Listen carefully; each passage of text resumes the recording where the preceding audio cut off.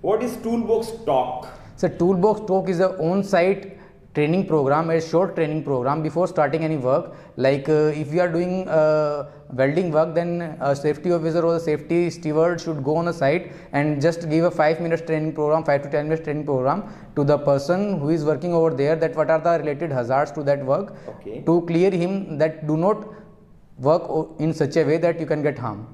And what is safety induction?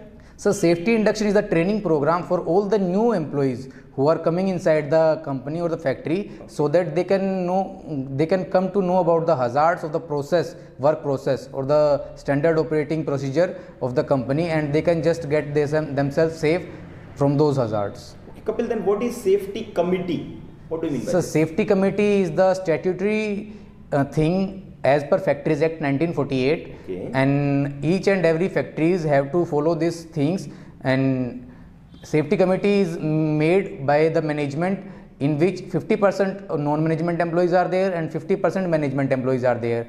The plant manager will be acting as the chairperson of the safety committee, and safety officer should act as a secretary of the chairperson of the safety committee. And in that committee meeting, HSC policy is discussed, so that each and every person should get to know about the HSC policy or the commitments of the management, and the safety lapses are discussed which are being done in the plant. And after that, those plants are being recorded as a minutes, and safety officer used to check all those minutes on a weekly basis, so that those can be complied in a time bound manner. Okay. And what is unsafe act, unsafe condition, and near miss? So actually these three words are such a bit similar to them, but there is a huge much difference. Like safety act is the act done by a person in an unsafe manner, and safety condition is the condition which we can't do anything, but we have to work over there in an unsafe atmosphere. And near miss is anything which we get safe, but that thing have a potential to cause harm, but we don't get harm from it. And like for example, I can tell you, if we are riding a bike by leaving the hand, then that is a unsafe act. Yes. But if the road is broken and we are we fall, then that is unsafe condition. And if we are wearing that helmet also, and we are riding in a proper way also, but our tire slips but we didn't fall, that is near miss.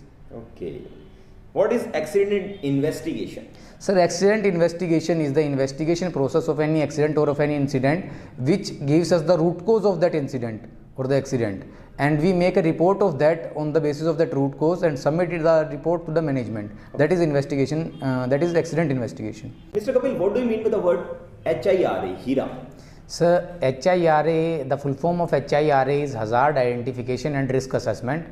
This is the process in which we used to find out the hazards of any process and identify the hazards. After identifying the hazards, we used to do the risk assessment of those hazards. We find out the risk in those hazards, that what type of risk is there, either minor, moderate or high hazard is there. On the analysis of that basis, we used to apply control measures over that, and after those control measures, we used to check that how much hazard is still left.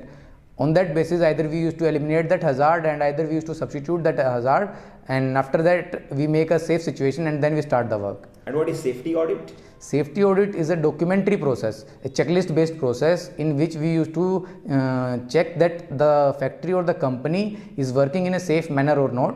And in this safety audit, there are many aspects like environment, health and safety, in which the safety health policy is playing a main role. Like each and every factory should have a health and safety policy, like that indicates that they have a commitment with the health and safety department, and they used to follow those commitments. And what is LOTO and kappa? Sir, the full form of LOTO and kappa is lockout and tag out, and the full form of kappa is corrective action and preventive actions. LOTO is used where we used to apply electrical isolation work permit, and electrical isolation work permit is used where you used to work on electrical items, so that we can cut off the supply of those items before starting the work, so to avoid the short circuits and any injury from them. At that time we used to apply the LOTO over there. We just cut the supply of any machinery on which we are working, and we put a lock over them, and on that lock we put a tag that this lock is closed by such a electrical person or authorized person, and he is the only authorized to open that lock. So there are the chances become nil, so that anyone can go and start the electricity supply before the work gets end. Okay. Above what height work permit is required? So 1.8 meter. Okay. And what is confined space? So confined space is the space where the limited number of entry and access or exit is less. Okay. And what is LEL and UEL? LEL is lower explosive limit and UEL is upper explosive limit. Explain. So like we can say the explosive mixture is there in the air. Like if we are talking about LPG, then LPG is having a LEL of 1.8 and UEL of 9.5%. Okay. Like there is a mixture in the air of explosive element and air. Only that mixture will get burned if we are giving them required temperature. So that mixture the forming of mixture with air is with the percentage of LEL and UL. If any of the product is leaking in the atmosphere, and if it is in the range of LEL and UL, then only it will get catch fire. Otherwise, if it is below LEL, then it will not catch fire. It will not catch fire. If it is above UL, it will not catch fire. Okay. Kapil, what is accident?